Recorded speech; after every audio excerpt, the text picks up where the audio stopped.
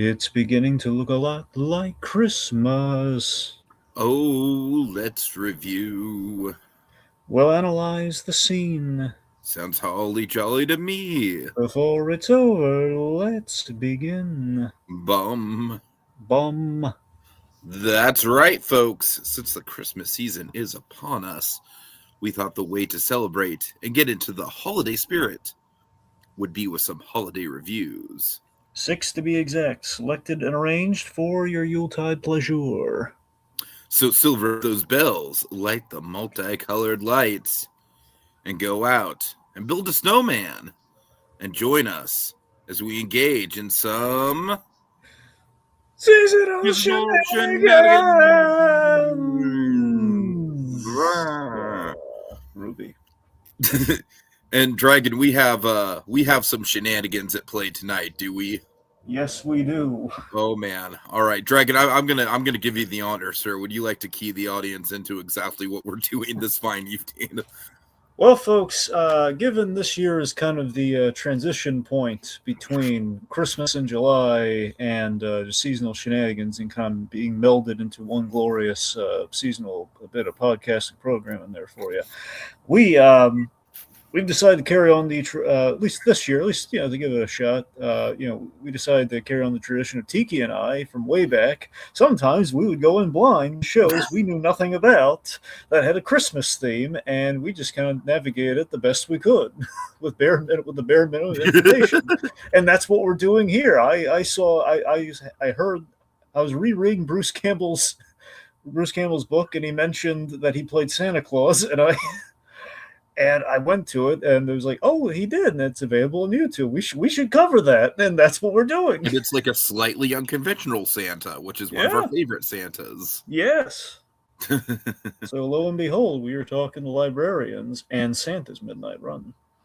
Also, Dragon, I'd be remiss to not mention in this whole process, one of my favorite, it doesn't have to do with Christmas, but one of my favorite elements of the whole, like, going in blind thing that we did was Once Upon a Time Frozen Over, which is, of course, when we reviewed the Frozen season of Once Upon a Time without having ever watched any of Once Upon a Time. And that was, season 3 or something? Yeah, it was. Well, I think it was like the first half of season 4. Mm-hmm, mm-hmm. Oh, okay, got it. Yeah. So yeah, this is kind of a little bit of that, a little bit of, like you said, like we would go in blind on the Christmas special sometimes. So, a bit of a throwback tonight, a bit of a throwback.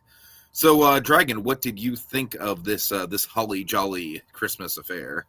Like I said, I went in this one purely for the promise of Bruce Campbell Santa. I had generally had some curiosity of the Librarians show. I never really watched it, but I'd kind of heard it talked up, and it's like, well, what's all the fuss about? And I tell you, man, I love this clever take on Santa Claus and the mythology, and it's just it delivered on it, man. Campbell Santa Claus is like the coolest thing ever, and I love it. For sure. Yeah. No, I'm very much the same way. I definitely agree with you that the Campbell Santa is very much a highlight for sure. But honestly, Dragon, one of the other things that I really appreciated about this episode is just the fact that we really do, I do think that the characters are kind of baseline enough that you really do get into them just a little bit. I don't know, they're not deep characters by any means, but I found myself liking them for the most part, and just in this kind of little experiment that we're doing of not really knowing who the shit these people are,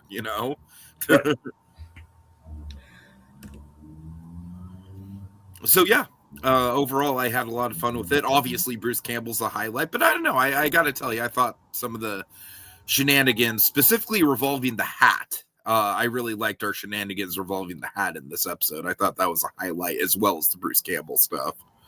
I don't know about you. I think my favorite part of the whole special was Ezekiel saying, ho, ho, ho, and then Campbell just says, ha, ha, ha, ha, give me that. No, that didn't happen, but imagine if it did. All right, let's see. We have Kogia saying, I also watched the Frozen stuff in Once Upon a Time without having seen what came before it. Still, I would argue better than Frozen 2.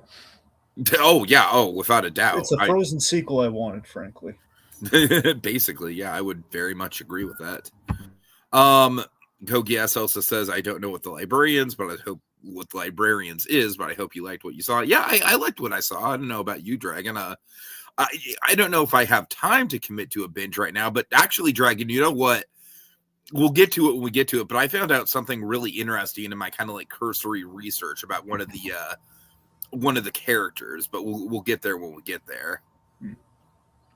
So with that, I mean, we do basically, you and I are probably operating off more or less the same background here, since I know I did a cursory look at what the heck the Librarians was, and that's pretty much all. I know it was the movie from like the early 2010s with Noah Wyle. Yeah. I know that Noah Wyle pops up from time to time on this show. Yeah. And I know that it's essentially a little bit of a take on like an Indiana Jones style thing, but with with librarians instead of archaeologists. That's about it. That's really it. I really don't know much. Yeah, but more or less just to like expand, give like a sentence or two more than what you said. Just, so it's basically the Librarians it started off as like a TV movie, which kind of became a bit of a franchise, again starring Noah Wyle, and basically it was this. These people who are in service to this magical library, a la kind of a weird combination of Indiana Jones meets Doctor Who. I mean, the library, I think, is sentient or something, kind of like the TARDIS from Doctor. I think maybe because they're talking physically to the libraries. I think the library is alive or a magical entity of some kind. Anyway. One being it's a TV series that basically this series is like kind of like the third in a franchise, and I think either it's coming back or there's a new iteration of it. So the point being, it's like it started off as those it's very steeped in like TNT TV, and it's kind of gone from there. And it's basically, I guess, the premise of the season we're talking about is basically it's a new group of misfits who have taken over Noah Wile's kind of position as a librarian. It's like he's delegated to like four randomly selected individuals with skills that make for wild adventures, I'm sure. And basically, as far as this specific episode goes, this is in season 1 of like the new show. Essentially, again, this is like the first time they've done it as a series versus like a TV movie. And they were plotting out their season. They realized, wait a minute, we have Christmas coming up. Let's arrange things so we can have a Christmas episode. And they had Jonathan Frakes from Star Trek directing, the great Jonathan Frakes, who was like the best villain ever on Gargoyles. Nice. And also we have Jim Jeffries as our Santa Claus in the image there. That is not Bruce Campbell. That's about it. Okay. All right. So as you said, Dragon, I think that I guess it is Bruce, Teddy. It is absolutely Bruce. Absolutely. It is Bruce Campbell as a very unconventional Santa Claus. Would you like to set up this Santa Claus, Dragon, how we first see him in the cold open? Yeah, so I love the idea that we basically we're in like a soup kitchen in London, and we have basically a very dashing Bruce Campbell Claus here. Essentially, the idea that Santa Claus he's kind of like it's kind of like a what if God were one of us kind of stories, Basically, he's yes.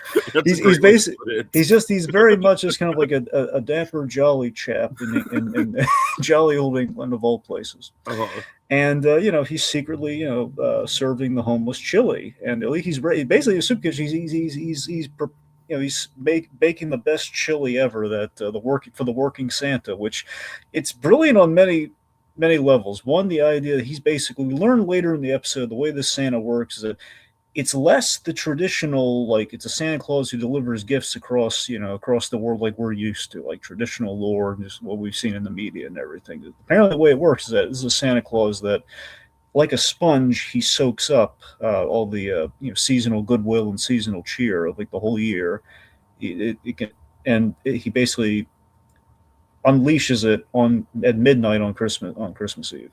Mm-hmm. Which basically puts everyone in good spirit and just kind of helps the world. And it's basically like Santa with vibes instead of presents, essentially. Yeah. Originally, I thought he was going to blow up the way in which it was going to literally like explode, like at least release the energy in a giant explosion that would be radiated throughout the world. The way like they did, it's really plus spirit bomb. Exactly. But more of like a ripple across the globe, like kind of a spirit bomb in reverse. Like he took it in like a spirit bomb, but he also released it like the energy intake process. But anyway. The point being, we did that in a rather clever way in a way I didn't expect, which was interesting. Anyway, so the idea that that's kind of how Santa works, which is completely opposite to what we've ever seen with Santa Claus, which is really cool. And then secondly, I love that knowing we are not going to get a traditional Santa, we have this hilarious idea of like, okay, we are going to see at least a Santa in this, and that's our Jim Jeffries, working Santa guy here. That it's Santa Claus. It's like a tip of the hat here. It's like here's some chili, Santa. Oh, this chili is delicious. Thank you, Santa. So that's just delightful. And we have, oh my god, I think my favorites. There's a lot of really good scenes in this, man. But Bruce Campbell, he is the MVP. It's one scene that makes me want a whole series or a whole basically a kind of a Christmas Chronicles-esque movie with this Santa Claus. I just want to see does Bruce. Seem like he could hold a spin-off, right? Well, he did. He got a spin-off TV movie with that Sam Axe thing from Burn Notice, so he absolutely can take a spin-off. Well, no, of course, Bruce can't. I'm just saying this particular Santa. I agree, absolutely. Yeah. I love this opening scene so much, where he diffuses. We have a gunman who very stupidly is robbing a soup kitchen, but again, he's stealing the donations. Give me the donation money. It's like, really, bro, really. But again, part of an evil plan, which is why the irrational thing is happening. So it makes sense. Mm-hmm. But it's just this awesome sting operation to get Santa to kind of like work his magic, and it's just the classy Santa Claus. Just, oh my god, the way he just he diffuses the situation, he senses the good. I love you could watch this scene just played on Campbell's expressions, and the moment his smile like a real Santa Claus lights up the room. Mm-hmm. Like he says, surely you have somebody, somebody you care about. Oh, a mother's love. It's just the way he says that. Oh my god. And and I love it. You can see he genuinely inspires, like the bad guy, the gunman here. It's never too late for Christmas spirit, and everything is gone well. Best special opening ever. And then Santa Claus is trank darted with like mistletoe, and it's a trap. And like, what show is this? The kryptonite of Santa is basically like a combination of like mistletoe and one other thing, I think. Yeah, and holly. Yes. Like mistletoe, like the holly at the heart. I mean, that is just a really clever, like fun little. It doesn't really make a lot of sense, but it's a lot of fun. Yeah, but again, too, like the Santa Claus is like in a 3-piece suit with like this fancy old Norwegian, looking like Nordic Santa hat. It's just great. Mm-hmm, mm-hmm. Anyway, so it's a great opening too, just the way in which Santa Claus has been captured, and oh boy, if you know nothing about the show, like Tiki and I do, nothing about this show, it's like absolutely okay, nothing. Were you sold in this opening? I was, absolutely. Right, you wanted to know where do we go from here. So then we cut to the office, and Dragon, it's just like it's right back to like, familiar Christmas in July trope city. Especially like Dragon, this is kind of like the comfort scene of like one of these Christmas specials that you and I would used to do, where we kind of went in blind, where it's like, hey, look, it's the regular cast, they're setting up for Christmas, they're kind of doing a meta commentary on like, oh, is it Christmas a little played out? Well, yeah, but it's fun, just go with it. Like we've seen this exact same scene in at least half a dozen other episodes that we've covered of this type for 12 years. Yeah. Anyway, but yeah, so the librarians, so they're in the library, not in the office. They're just literally in the sentient library with all the artifacts and everything. I gotta tell you, I did not pick up the sentient part of the library in this episode. Well, I mean, Eve's like talking to the library, as the John Larroquette character also is. So that's something we should talk about. I guess, yeah, pretty much. Yeah, I mean, all right. There is one bit of lore that I want to bring up with one of the characters that I don't know if you're aware of, but I thought it was delightful. I heard about this. I think we're on the same. Okay. So the character of Jenkins. Yeah, tell him about Jenkins. The character of Jenkins is apparently Galahad. Yeah, from King Arthur's court. Which is pretty. That's what I'm saying. It's pretty cool, right? Like you would never know that just by watching this one episode, but honestly, it does make me want to go back and watch from the start. I got to tell you, if there's one thing about this episode, like, because obviously we know Bruce Campbell's not going to be in the whole show, but like Galahad is like this sort of like, oh God, Dragon, remind me of the name of the mentor figure from Buffy, because he's kind of like that archetype. Is it Giles? Giles. Yes. Wait, am I saying that right? Giles or Giles? Yeah, I think you're saying that right. Yeah. So imagine just like Galahad is like just a Giles like mentor figure like that. I don't know. There's something, And as far as I know, the King Arthur episode is the first episode of the series. So That's the thing. I imagine like where Jenkins probably factors into he's a big fixture, so they have to introduce him early on. But yeah, so here's the thing with Jenkins. So there's like one Morgan Le Fay reference in the specials. That's probably the most we get of the Galahad kind of thing. But for me, though, the big I love John Larroquette, and that's who plays Jenkins. And the fact that, oh my God, we have John Larroquette, and apparently he's a regular. How wonderful is that? John Larroquette, for the kids out there, well, I guess the older kids. Night Court, that was his big one. And for me, I loved Court, him. Someone alert Mr. Plinkett. Yeah. God. Anyway, so there's Night Court. That's kind of the big thing. A lot of people know Larroquette from, and he's also in the revamp of Night Court as well. So they loved him. They brought him back. Anyway, Larroquette was very funny, and he played a very funny lawyer in that. I knew him in like the kind of the tongue-in-cheek like casting of him in Boston Legal. They brought him in later on in Boston Legal as like kind of a lawyer to a little more serious, still in a comedy, but it's like a little more serious, like to rein the crazy people in to rein the crazy people in the Boston Legal,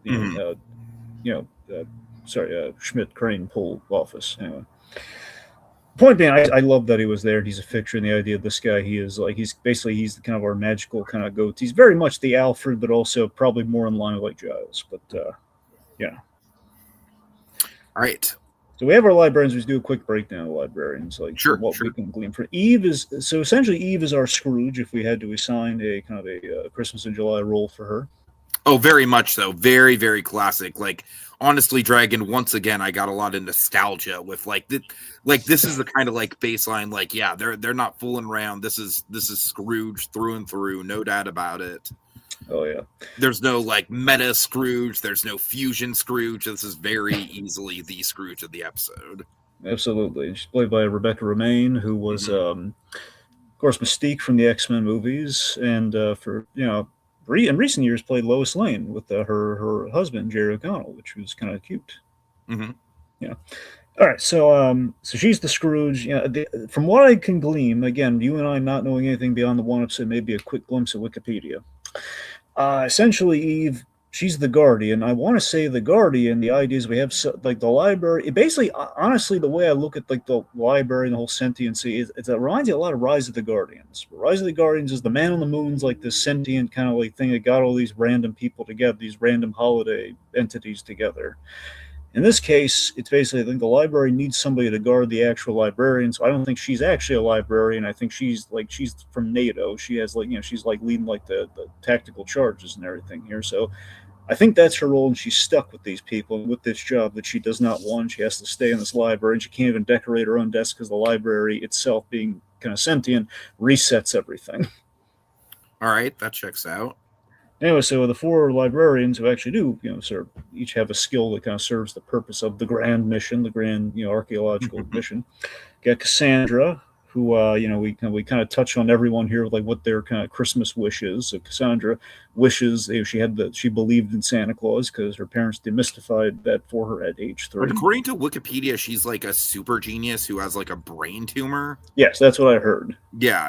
We don't have any inkling of that here, but yeah. Yeah, well, again, we kind of want to go through this, the interesting things about these characters that we're not going to find out this episode, but it is an interesting idea, basically like a genius who, like if she uses her brain too much, it could essentially be deadly for her. That seems to be the gist with her character. I read a blurb that I think she's like one of those characters in the show too, where like she kind of harbors a secret that kind of like betrays the group at some point. So yeah, I saw that too, but I have no idea. Yeah, no idea. Not a clue. Oh, the fun times of going into something blind. Don't you love it? So Jacob Stone is basically he's the linguist, and he's like the historian of the group. So he's like, I get the sense that this guy is the stand-in Noah Wiley of the group. Yeah, I have a feeling, yeah. Yeah. He's the heartthrobby one of the group, it feels like. So, he's he remembers growing up with like barroom brawls at Christmas, so we kind of plant a seed there. That was a fun little note for sure. Let's see. Now we have Ezekiel. Ezekiel is the Australian guy who is who basically loved. He's the hacker. He's I he's got a to tell thief. you, He's a hacker. this guy is giving me such James Wan energy, Dragon. Really, James Wan energy. Well, because James Wan is his same nationality and also Australian. Oh well, there you go. So yes, and also kind of like has that like punker sort of attitude. Yeah. So point being, he's like a thief and a hacker, kind of I guess black hat turned white hat kind of hacker in this case. This guy is by far my favorite character out of the regulars. I gotta say, I sense he is probably the audience favorite. So he, point being, he likes Christmas for the valuables, for all the stuff, to take. Anyway, so Jenkins, I love this guy, and I have a feeling this is like a runner. Probably Jenkins is like on the phone. The way in which he is on a mobile phone is. It's a payphone on wheels, almost like an IV. He's just wheeling it around. God, I love John Larroquette. Anyway, this is hilarious. So we have our Scrooge saying, "Oh man, why do we even have to decorate for Christmas here?" And John Larroquette, Jenkins just walks in and says, "Okay, Christmas is canceled." Oh, finally, he says, "Nope, cancel for the whole world. It's gone for the whole world." Then he explains, "Okay, Santa Claus is real. He's not what you expect. Cassandra is psyched beyond reason, and I love that we so casually name dropped it. Yeah, Mrs. Claus. Mrs. Claus is on the phone. Yes, Gretchen's on the phone. Mrs. Claus. He just casually says her name is Gretchen. Yeah, Gretchen's on the phone. Oh God. So then here's where we ultimately kind of summed up the whole thing. He absorbs goodwill and Christmas spirits, and basically he redistributes it through the world. And if that doesn't happen, the world will destroy itself by Groundhog Day because everyone's going to be miserable and not happy. Mm-hmm. Again, kind of like the threat in Christmas Chronicles, by the way, with the Kurt Russell Santa saying, "Well, honestly, this has a lot of Christmas Chronicles vibes to it, Dragon. Like not just the Santa itself, but just kind of like the overall tone. I think, frankly, barring the CG elves, which divide people on the first movie, again, Kurt Russell Santa Claus is like one of the coolest Santas we've had in a long time. So I think they're in good company. It's funny that the actors who have played Elvis make for the best Santa Clauses, if you think about it. All right. So let's see. I guess where do you want to take it next, Tiki? I don't know. Do you want to introduce the villain? Yeah, we should. So the Serpent Brotherhood. So these guys, presumably, just a society of serpents, perhaps. More or less, yeah. No Giancarlo, though. Right. Point being, the Serpent Brotherhood is now. Here's we have a great character actor who apparently plays our big bad guy, and this is really good casting. So Duloc. No, not where Lord Farquaad. No, yeah. That's exactly what I wanted to bring up, though, Dragon. I mean, come on. Is that not funny as shit? Okay, so Duloc is a nod to Arthurian lore, I'm sure. Welcome to Duloc. It's a perfect town. So if anyone's curious as to why, it's probably because Duloc has something to do with medieval times, Arthurian lore, which is where Fret pulled it from. So, yeah. Point being, Duloc is basically the boss, or at least kind of a higher up of the Serpent Brotherhood, who was played by the wonderful Matt Frewer. Matt Frewer, I think a lot of people might remember as Sid the Squid from Batman the Animated Series. Oh, sure. Great actor. He plays a lot of other things, too. I mean, he was in Watchmen. He played Moloch in the Zack Snyder Watch. Point being, he's great. Mm-hmm. And, so point being, his plan is to kill Santa Claus at midnight. Why at midnight? Because he needs to absorb more energy. So he's going to kill him and take his power. That's the plan. So Santa Claus awakens in the clutches of the Serpent Bros. I do like that this guy is just very much a villain that is just unashamedly evil. Oh, yeah, he's going to kill Santa Claus. Just, you know much more evil than that, if you really think about it. Well, I mean, he steals Santa's sleigh, like, straight up. Like, we'll get there, but, like, that is, like, MVP level evilness, I think. Also, so his, I have a feeling his sidekick here is probably in like a Shigo from Kim Possible. I get that feeling as well, just from the limited screen time we do have. Yes, I also very much got that. I recognize her too, Tiki. She is Leslie Ann Brandt from Lucifer. She played Mazikeen in the Lucifer show, which I recommended to you. Well, what do you know? So just throw that out there is what she was doing around the time of Lucifer as well. Fair enough. Okay. Whether she's a regular or not through the series, we can't tell you. We don't know. We're making an educated guess. It's not that we don't care. We just don't know. We don't know. It's the anti-commentary. We don't know. Okay, so this is great. So Santa Claus, he's starting to work his magic on her here, which, let's be honest, Bruce Campbell could do that anyway. Even if he weren't Santa, he could work his magic on any lady in the room. I mean, the dude is just like he is definitely one of those like read the phone book kind of actors, right? Yes, he is. Like he could just do anything and just be like completely and utterly charming doing it. I met Bruce Campbell once and he actually read my mind. Really? Pretty much. I barely had to say anything to him. He kind of gave me more of an emotional experience than he did kind of like a meeting. He just kind of like he wrote on the thing like stay groovy or something. It was great. Nice. Yeah, because it was like the last line of the show, which was on the image that he said. I don't know. He's dialed into it. Anyway, the point being, I love Bruce Campbell, as we all do. So with this, the way he's playing him, I love here that Santa, he keeps referring to himself in the third person. That is one of my favorite parts of the episode. So cuddly. I don't even think he's doing it like in an annoying way. No, it's more so just like it's affect. almost kind of like Yoda talk. You know what I mean? It's just like that's just how he speaks. You know, it's very matter of fact. And it says, "Oh, killing Santa. You'll end up on the naughty list for that one." All right, let's see. So again, Bruce Campbell, he works his charm on our female. I'm afraid Santa's gonna have to kill you, Kyle. Sorry, South Park quote. Couldn't resist. Okay. Anyway, so Campbell Claus here. He works his Santa charm on the female serpent. Is like, you want to help people deep down, don't you? Which I think he's just reaching to the core of like the Serpent Brotherhood's probably mission at its core is to pervert like magical items for the use of the world. So I guess in her maybe deep down in some sense, like I do want to help people, but through very evil means. I don't know. Basically, yes. It's an it's a random shot in the dark, mind you, but you know. Anyway, so point being, right, the Duloc shuts that down. He uses the mistletoe, the poison. So he's poisoning Santa with this, by the way. So I love that we have consequence for this too. He's not just like knocking him out like harmlessly. It's like, no, he's putting poison into him. Mm-hmm. So the mistletoe knocks him out. Meanwhile, so we use the Librarians this roundabout way here. They find Santa using Cassandra's photographic memory from the last time she, again, in 2 episodes prior to this, she was kidnapped and brought to a serpent base. And again, I love how like you and I are just like, all right, I can roll with it. I mean, hey, Tiki, they talked about it. I mean, it's good enough for me. Yeah, that's what exposition is for. Yeah. We have Mr. Kruger 984 in the comments just saying like, holy shit, it's Bruce Ash Williams Campbell. Yeah. Yes, that's right, Campbell, and he's playing a very unconventional Santa. Yeah. All right. Very cool Santa. Seriously, folks, you can watch this if you hurry. It's really You know what? I should have put the link in the description. I will. Yeah. I worry when we do that because at some point it makes me think like, oh, they're going to shut it down the moment that happens, but who knows? Yeah, well, that's Waltz and Gromit commercials are safe though because they're commercials. That's true. That's true. Anyway, point being, fingers crossed. Anyway, so let's see. Okay, point being, they find the lair.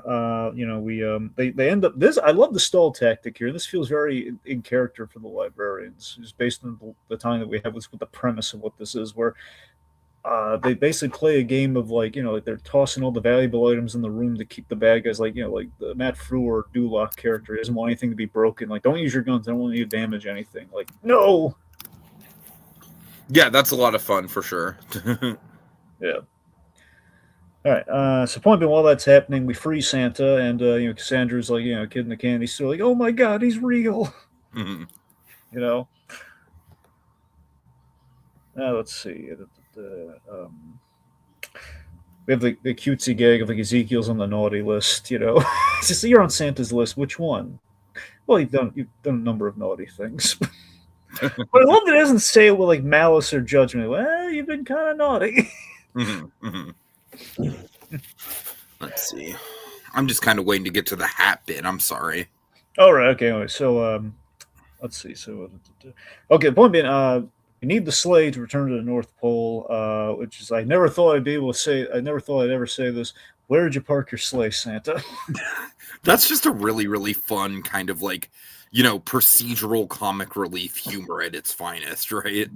Yeah, so with that, we should probably acknowledge. So we have with our Scrooge, the whole episode's title is Santa's Midnight Run. So they're pulling from the movie Midnight Run, which of course is one of the original buddy comedies. Even influences Toy Story to a large degree. So it's a time-tested formula. So here we have the seasonal version of it, where we have the non-believer and the magical, the magical totem of a man. Mm-hmm. So the third talks in the third person. Awesome. Like, Eve is very much the De Niro in this situation. She ain't having any of Charles Grodin's business here. So she gets into asset protection. So we're going to try and throw him off the scent, which is when the hat thing happens. She takes off Santa's hat, puts it on Ezekiel as a decoy. And I just love just Campbell. He rolls with it, says, this should be interesting. Yeah, he knows exactly what's going to happen. Yeah, it's fun. Yep. Oh, boy. So then we have the Midnight Run buddy comedy Shenanigans with Santa, and Eve Baird. Somebody jacks Santa's ride. Which is a great Bruce Campbell delivery. I would not be surprised if that was an improv. I just would not be surprised. No, I wouldn't either. Not at all. So Ezekiel, because of the hat switch, Tiki, what has happened to poor Ezekiel? Ezekiel basically becomes an inadvertent, like, proto-Santa in a way. Oh, yeah. He essentially gets affected by holiday cheer. And I don't know, man, just the actor, like, I think this bit is just played off so well. I really, really enjoyed it. Yeah, me too. Again, just seeing Ezekiel's like give to the homeless guys like till it hurts, and they just like singing carols with the kids, just acting so like a character for the self-interested Australian hacker. I mean, just like I just think the performance is really on point because you can tell like in his heart of hearts he is very much enjoying it, but at the same time, like with the performance, there is definitely a part of him that's like resistant to the whole thing. There's kind of like a push and pull. It's a little bit of like a liar, Jim Carrey, kind of like he's exactly. There's a little bit of that. Yeah, that's good. That's a good reference for sure. Like later on, there's a big scene with it with the the airport outpost place. But anyway, so while this is happening with Ezekiel, Santa Claus, he's having a bit of an identity crisis where his face is doing this weird shifty thing where basically he turns into another Santa Claus, like another Santa Claus from the many line of Santa Clauses, in which he now suddenly has a staff and with like a walking stick. And with the walking stick, he's like very playfully, very mischievously like pointing at people's feet, and they're going, ow, ow, ow, because there are toys in their stockings now. There are toys in their shoes. Yeah, I love that. That's just like a little bit of like part of his gimmick. I love how he does it with such glee. So you're just thinking, oh God, is he hurting him? Is he fencing him? Like, no, he's putting little toys in the bottom of people's shoes. Mm-hmm. I just love that it's like this mundane but relatable perennial. It's like the parent stepping on the Lego, essentially. Essentially, yes. Love it. All right, let's see. So Jenkins delivers the exposition, where essentially, it's there are different Santa Claus incarnations through history. There's Nick the Wonder Maker, the prankster. And then as we establish him, it says like each Santa kind of has a talisman. His is the hat. The other guy had the stick. So that's kind of they each kind of like a magical totem that distinguishes which Santa we're talking about. Mm-hmm. So the hat's with Ezekiel, as we mentioned, he's doing a lot of jolly stuff. So, let's talk about the funniest one of the cute running gags of the special. I love the ho ho ho thing where it's so relatable. Oh, it's adorable. It's fucking adorable. Yeah. Just like Eve just keeps saying like, no, don't do ho ho ho, and she's like, you gotta let Santa get to the third ho, or else it's gonna stick in there. It's just gonna drive him crazy. And he says like no, and he's like ho ho. Bruce Campbell, he's so committed to the bit. Yes. Also, I love the Santa's like teasing her about knowing the origin of her name, so he knows the thing from later, and it comes in handy later on very nicely. Mm-hmm. Anyway. So, okay, let's see. I mean, I just think, like you said, I just think these two, they really do make just a really fun kind of buddy cop pairing. They really do. Which honestly, look, I don't mean to keep drawing the Superman parallels here, but just to throw it out there, I mean, I think one of the reasons Rick remains not a bad Lois Lane in animation is, a dynamic like this. You have like kind of the more cynical, hard nosed one, and again, like beloved American icon who is very chipper and upbeat. Exactly. I'm just saying. Okay, so she's getting annoyed with Santa's shtick here, and is like sees Christmas humming, like he's humming Christmas carols. uh, which is great, and the whole thing of this is a really neat idea too. That well, Santa can't fly without the sleigh. Like the sleigh flies, but Santa makes it go fast, and he puts his hand on the dash, and he makes the truck go. Basically, takes them from London to Canada in an instant. The only reason they can get to the North Pole, aside from budget, is they ran out of gas. I just love that. This is just like one of the most kind of out of nowhere traveling by map sequences, but they really just go for it. I have a feeling they probably travel by map a lot in nod to Indiana Jones in the Oh, I could see that. I could see that. It's a little bit tongue in, like I feel like it's halfway between like Indiana Jones obviously takes it very seriously. And it's a little bit tongue in cheek. It's not full on like ridiculous. A little like, more of the Muppets. Yeah, it's not full on ridiculous like the Muppets, but it's somewhere in between. It's between somewhere in between. Exactly. Yeah. Like it knows what it's doing. It knows it's a cliche. Yeah, if we're more visual and animated, it might be more goofy movie, but it's not. So there we actually drive on the map. I did like that twist on it. Yeah. Yeah. All right. So let's see. So Cassandra has a plan to kind of cheat their way to the North Pole in a pinch because they can't get all the way to the North Pole, but they can get to the next best thing, which are the Aurora Borealis that is also in Alaska. That's essentially where the magnetic field for the energy release happens. Mm-hmm. So Ezekiel's bringing hot chocolate and everything. They figure, we'll just keep it going because we like him in a good Christmassy mood. So Santa tries to get Eve into the Christmas spirit. That's kind of what his goal here is: the optimist and the pessimist. And just. We have a nice bit here where the idea she's been in war and everything, and she's from NATO. She's seen people do a lot of bad things. She's not really in the Christmas spirit, and then the idea of like, hey, we can't Christmas. Basically, goodwill can't change actions, just hearts. That's a nice little bit there. Then we're in this Canadian bar in which we bring out a different Santa persona, one of the originals. It's not who you think. It's Odin. So yes, folks, that Odin. He is essentially Santa Claus. And I remember, what? Like just this kind of like playing around with like historical myths. Like Dragon, I am pretty sold on watching the show. Just knowing that these characters, like we got Galahad as a mentor figure. We got Odin bopping around. It's I don't know. This seems like a really fun world. Oh yeah. It seems like almost like a little bit of like a less serious Percy Jackson, like a more adult orientated, less serious Percy Jackson in some ways. Sure. So so here's the thing. This Odin thing made me flashback to another Christmas special that we have covered.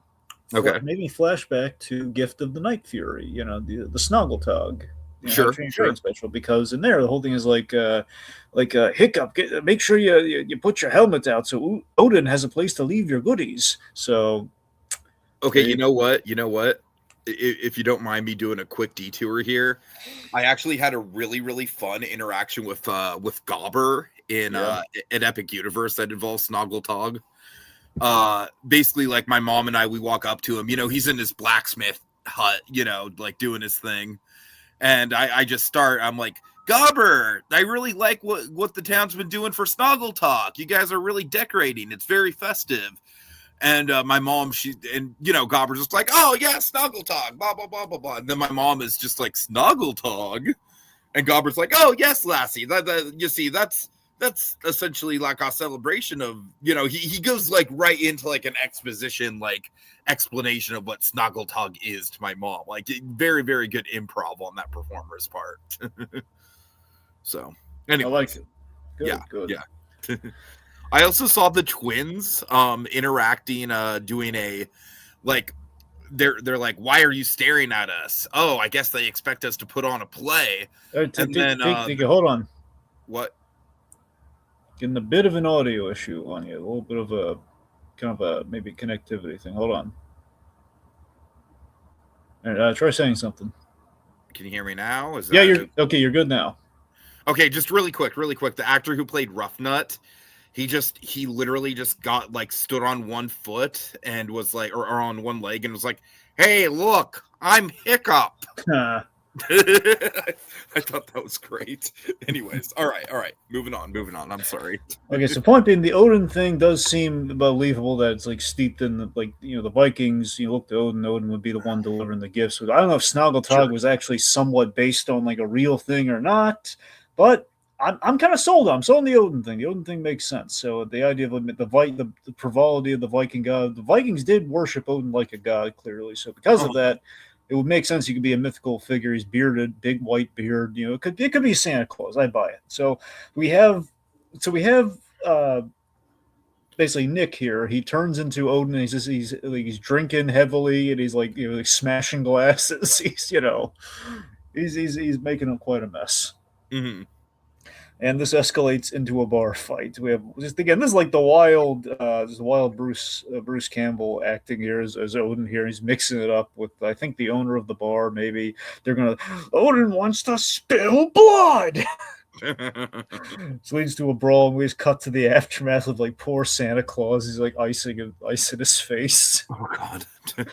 But we have this adorable fist bump with Jacob, who was there, and Jacob got his wish of like the seasonal bar brawl, and this quiet little fist bump. Hey, I saw that, Eve. I think out of all the main characters, I think Cassandra kind of gets a little bit of the short change, like just because of what we know of her character. There's just not really a lot there besides her being she's like the one who's most outwardly excited to see Santa.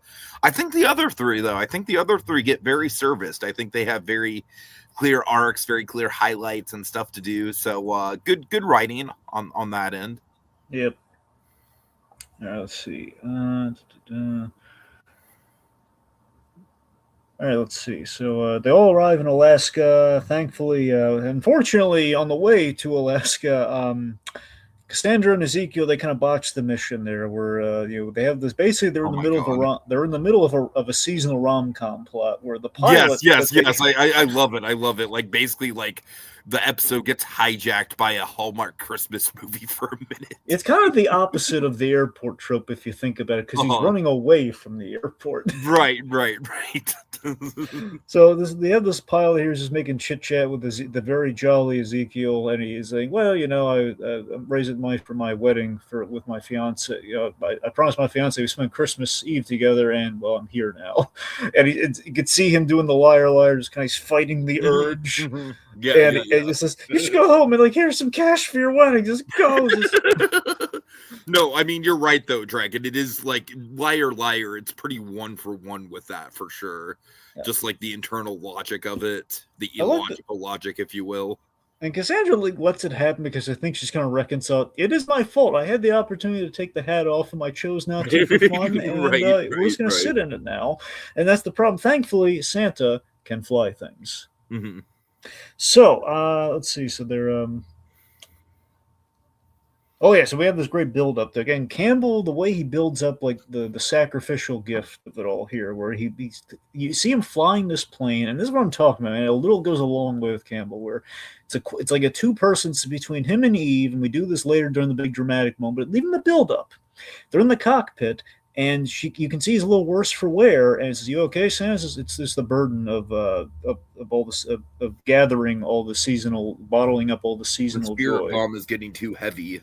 Essentially, yeah. Hold in there just a couple more episodes, Goku. We need Piccolo to stall. Piccolo, fight Frieza, don't look up.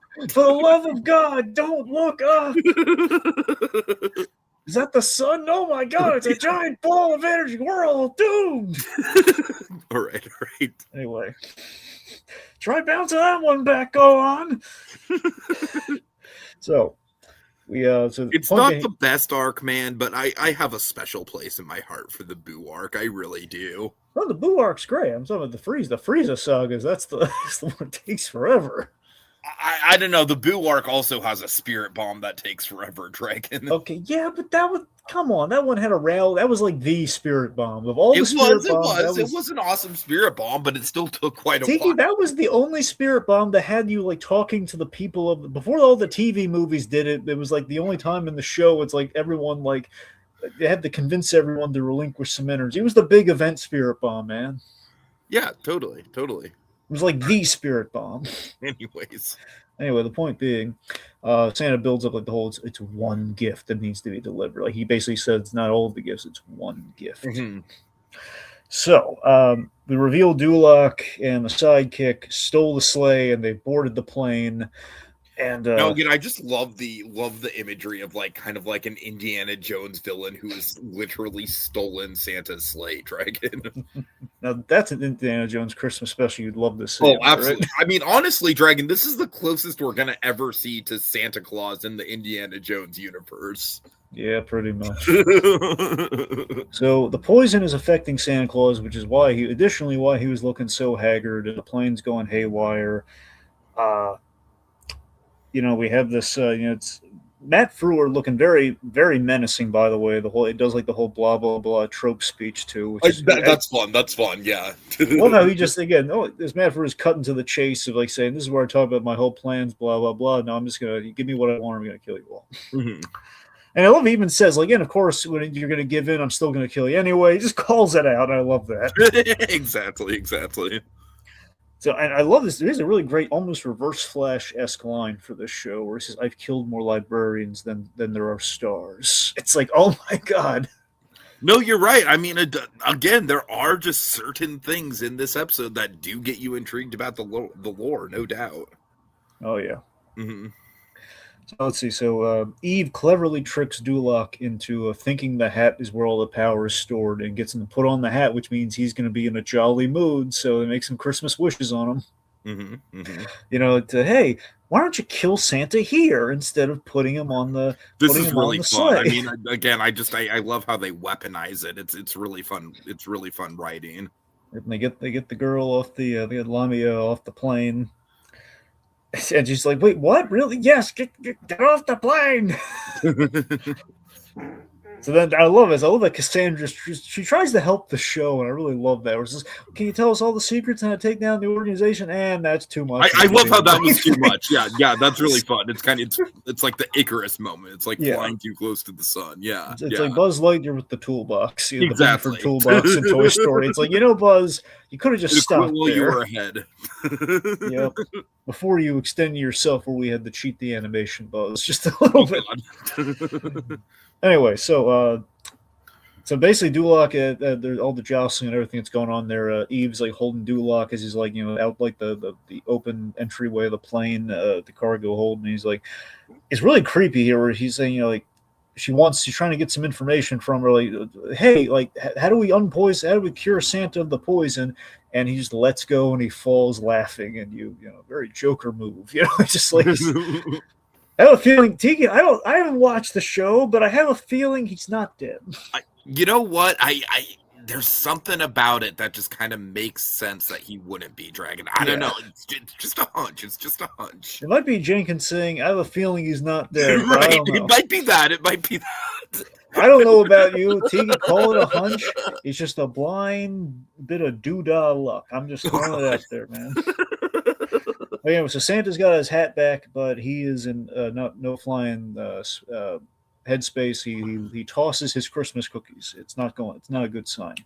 So Eve puts an autopilot. This is yet another just classic holiday special trope. The main character has to take the mantle of Santa Claus for one night. Yeah. They're in this outpost. It's too late. He's been separated from the hat too long. It's like Rudolph with your nose so bright kind of a moment. Mm-hmm. So, and I love how you feel so bad for saying Santa has failed. And, I've got the power, but I have no will to deliver. I need a vessel, but it can't be a mortal might die, which is not ideal. Mm-hmm. So we need someone bonded to Christmas, which then leads to the reveal that Eve's name is because she was born on Christmas Eve. Yep. Is it hokey as all get out to get us a plot point? You bet it is, but is it nice? Does Bruce Campbell sell it? You better believe he does. Oh my God. And so the sequence that transpires, I think, is very, very lovely, Dragon. I think it's a really, really well done, tasteful little sequence. The lead up with Campbell is really great, though, too. Yeah, go ahead. Like the green light and everything behind with the Aurora Borealis, and he's just given this again. This is the other image I sent you for the thing, by the way, because it was like kind of it was like him talking about like the gift for your an act of goodwill. Like talking to the main character is like that's probably the image we could have gone with. Like I said, I just thought I wanted to get as much Christmas imagery as. No, I'm with you. That's why I led with this one. This was the first one I said because I figured it's kind of we're not going to see. We don't have traditional Santa Claus imagery in this. No, we don't. This is the one instance of it. It happens right at the very beginning of the episode. Yeah. Anyway, but yeah, so it's seriously Bruce Campbell. I know we just keep talking the guy up, but seriously, his acting in this moment, like as Santa Claus, is delivering such a great dramatic performance that grounds the absurdity here, where he just says an act of goodwill. That's a gift for your fellow man, and it's just the seriousness that he hands this off to her with. Mm-hmm, totally. Oh, it's so good. So then we have basically Eve is kind of. She's kind of splintered across the globe, but not in like one giant burst of energy. She is Tiki, what happens? I mean, it's kind of hard to describe. She's just kind of like bouncing like from person to person, like kind of like all at the same time. That's what I get the sense of, right? That this is all kind of happening like it's happening simultaneously. Yeah, and so essentially what she's doing is she's essentially like kind of just spreading goodwill and karma and whatnot, Dragon. Yeah, like she's like a paramedic's kind of get like in the desperate hours, kind of about to give up. She touches the paramedic, revives the guy. Firefighter, finds a second wind. Alcoholic, pours it out. We have the widowed husband. He's kind of finding hope in the darkest hours. Protesters, suicidal woman. The suicidal woman was a really good one, by the way. That was definitely the most powerful one. But the whole thing was just a really, really lovely. Kind of unconventional take on like the spreading goodwill around the holidays. I think I thought it was really well done, very tasteful. Absolutely. So everything's all good, and we have the bit with Santa and Eve, like ho ho, and she stops him, but she gives him a wink. That's so fucking adorable, dude. She stops the ho ho, but gives him a wink on the third ho. Just like all right. Oh, it's so cute.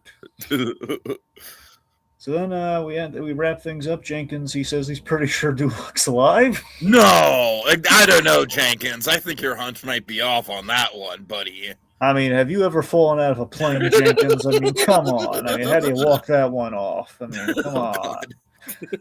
Who do you think you are, Galahad? I mean, come on. So Santa's made a full recovery. He's no longer poisoned. That's all good. And then we have this bit, which is really cute. And by the way, just by sheer coincidence, I assure you, in relation to the prep and landing special we covered, someone else with a Christmas birthday. In this case, a Christmas Eve birthday. You're right. Yeah, I didn't think about that. Yeah. So, it's... I think this one handles it better. For sure. Let's see. So then we have all the Christmas wishes and everything. Here's as well. You got your bar fight. You got belief in Santa Claus. You were a good guy for a change, Ezekiel. Mm-hmm. But it's too bad you didn't make you didn't make a wish, Eve. And then we reveal she's humming. And basically, earlier on, we kind of thread the needle that she was kind of lonely around the holidays, and she's got like her own band of misfits. So she kind of has an unconventional family. She's found it. She's humming. She's found the Christmas spirit. What do you know? The found family trope. Yeah. Where's James Gunn? Jimmy, it's Christmas. Where are you? No, not Kevin Bacon. Christmas, different Christmas. Come here. Okay, seriously, I could unironically see James Gunn making a really good Librarians movie. Well, of course. Get some historical figures. Get some, some colorful intellectual weirdos. Yep. Anyways. So yeah, Dragon, this was delightful, man. I'm really glad you suggested this. And honestly, like I said, I think that I think that us doing it blind, it really was a throwback. It really kind of gave me some nice, wholesome holiday nostalgia. I got to tell you. Oh yeah. And of course, Bruce Campbell delivers, obviously. Well, he's Santa, of course he does. Yeah, oh my god, I melted for Bruce Campbell in this. I thought it was a good sell for like just curious. It's kind of like the Supernatural, Scooby Natural thing, where it kind of makes you want to go back and watch the show, kind of effect, you know? Totally. If you knew nothing about it, just kind Although of. I will say, like this, I think it's way more likely that I'm going to go back and watch this show because Supernatural it's just too much. There's too much of it. I don't have the time. I mean, still, there's a lot of Librarians too. There's like 4 seasons, and then there's like the other show. Yeah, but this is like the 4th episode of season 1. I just need to go back and watch the first episode, which I'm sure explains the Galahad thing. Yeah. And then I'm kind of just like, all right, I'm good to go on. Like that's basically all I want to know. The Galahad thing is very much the the big kind of like hanging chad here for me as far as the lore goes. It's like I don't think Frakes did the first episode, but assuming he did, it's like Frakes is directing the Christmas episode. A show where the first episode is about a time of castles and old mythology. It's like, okay, I can do this. I'm in. Right.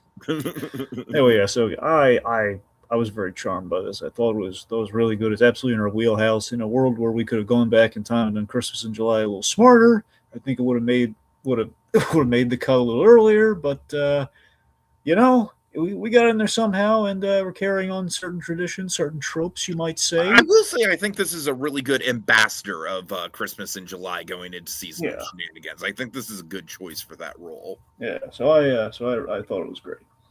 All right. So what's under the Christmas tree next, Dragon? Well, let's peek beneath the wrapping paper. Oh, that's something familiar, something nostalgic, something. It sounds about 30 years old. I don't know. Maybe is that blue? Is that a snow cone? Oh my god, what is that? It looks like a chip, Dragon, like a singular blue potato chip. I don't. Well, maybe. I don't know if you're right about that one, but I don't know. I'm improving. What do you want from me? All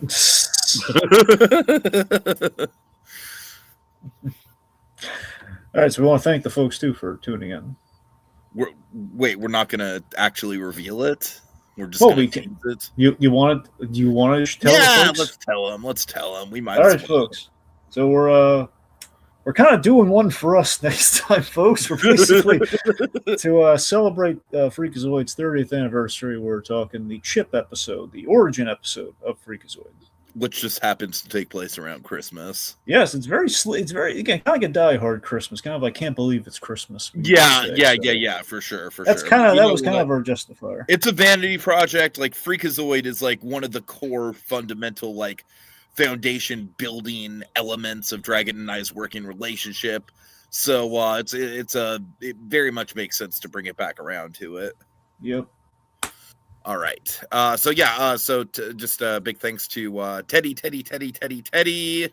Eli joined in for just a little bit. He said my mom loves the show, not to mention the music from Midnight Run was used in 2 Monsters Inc. trailers.